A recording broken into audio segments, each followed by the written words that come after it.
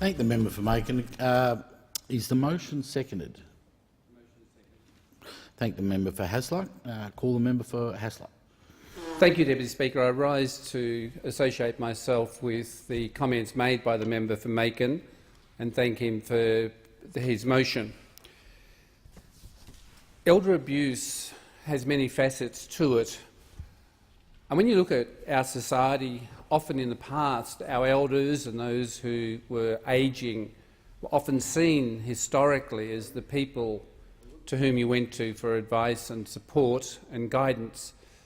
But over the last few decades that has changed, where we do see elements of abuse that is not acceptable. The whole financial construct of the abuse, the humbugging, seeking to take care of your parents and then taking their wealth to build your own is problematic. But elder abuse, as defined by the Seniors' Rights Victoria, is any act which causes harm to an older person and is carried out by someone they know and trust, such as families or friends. And that's normally the gamut of how you would consider it. But even in terms of some of the unscrupulous behaviour of people taking advantage of working on the fear that they create in the elderly about the safety of their environment, extract from them commitments to financial arrangements, to security systems, etc. In a day gone by, when they were younger, they were much more able to be strong in their resolution of what their aspirations and dreams were. But when you become frail, you're then at the mercy of others. And the problem that we have in our society is when you do become old, there is a mindset about ageism and elderism, because those then see people categorised as being set aside and not of value. And I think that's a sad indictment, particularly when those who are vulnerable are subjected to financial, social, physical, sexual, even neglect and psychological abuse from those who purport to love and care for them. The day that is bringing us together is all about working together to bring greater recognition of the mistreatment of older people wherever they live and to highlight the need for appropriate action.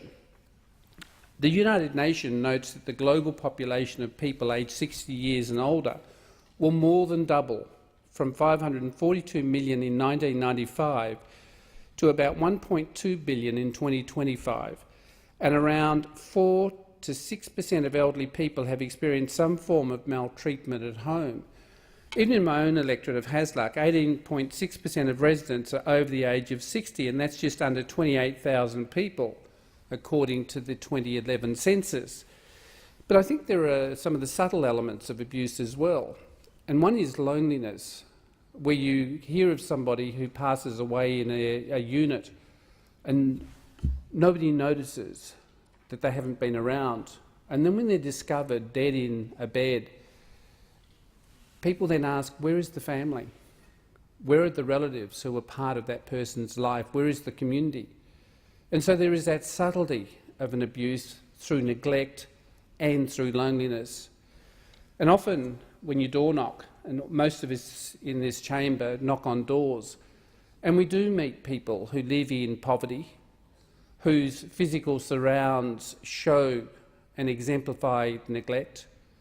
And it is sad that at their time of life, when they have contributed to the building of a nation that we take for granted and enjoy, that they are not the benefactors of what you would expect to be a good retirement or a good time in life. Because as we reach our senior years, we expect to be able to spend that time in the twilight of our life enjoying family and friends and those around us. What we don't need is the type of abuse that we are seeing increasingly becoming prevalent. And I must admit, in a previous role, one of our challenges was to look at the extent of elder abuse within that jurisdiction, to look at how we address it and what measures there were to protect people who were experiencing elder abuse. And sadly, as the member for Macon indicated, there is no legislation that protects them. There is no concerted effort, and it is only through these motions and through these debates that we will continue to raise within the community's conscience and need to address the abuse of elders. Thank you, Deputy Speaker. Thank you, Member for Hasluck.